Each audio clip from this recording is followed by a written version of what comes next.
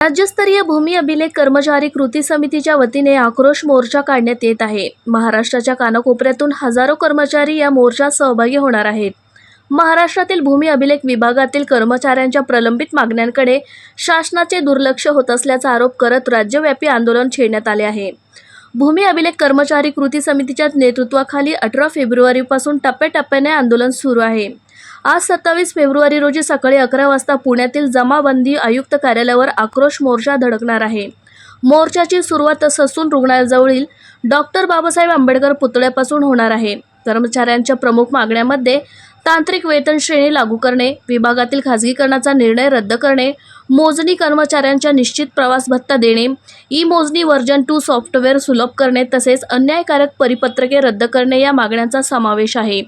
मागण्या न मान्य झाल्यास 2 मार्चपासून राज्यभर बेमुदत कामबंद आंदोलन करण्याचा इशारा देण्यात आला आहे।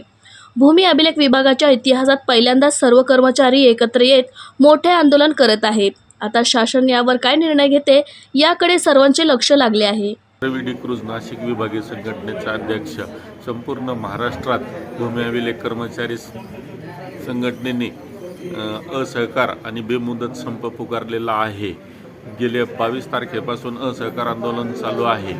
27 तारखेला एक आक्रोश मोर्चा हा माननीय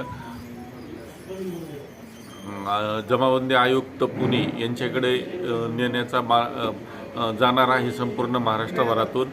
आणि त्यानंतर जर त्यांनी मागण्या मान्य नाही केल्या तर त्या 2 तारखेपासून बेमुदत संप पुकारण्यात आलेला आहे। संप पुकारण्याचं मुख्य कारण आहे भूमी अभिलेख हा अनेक वर्षापासून तांत्रिक दर्जाचा काम करत आहे। सर्वांना याची जाणीव आहे, शासनाच्या वरच्या अधिकाऱ्यापासून सर्वांना। परंतु भूमी अभिलेखच्या ह्या मागण्यांकडे गेले 40 वर्ष कधीही कोणीही पॉझिटिव्ह दृष्टीने पाहिलेलं नाही। त्यामुळं आम्हाला वारंवार शासनाकडून भांडून ह्या गोष्ट सांगावं लागते की आम्ही तांत्रिक दर्जाचं काम करतो। अत्याधुनिक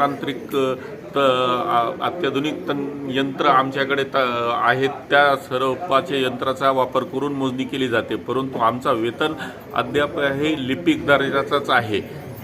साधारण जे भूकरमापक फील्डवर जातात त्यांना अजूनही त्यांना सहकारी नाही, शिपाई दिलेला नाही आहे, तांत्रिक सहाय्यक नाही, अशा अनेक अडचणी शासनाच्या वारंवार सांगितलेल्या आहेत। त्याचा अद्याप काही तोडगा निघालेला नसल्यामुळं आम्हाला नावालाजस्तो आता बेमुदत संपाकडे आमची वाटचाल चालू आहे।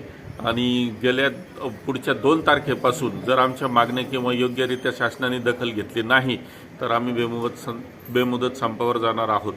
धन्यवाद।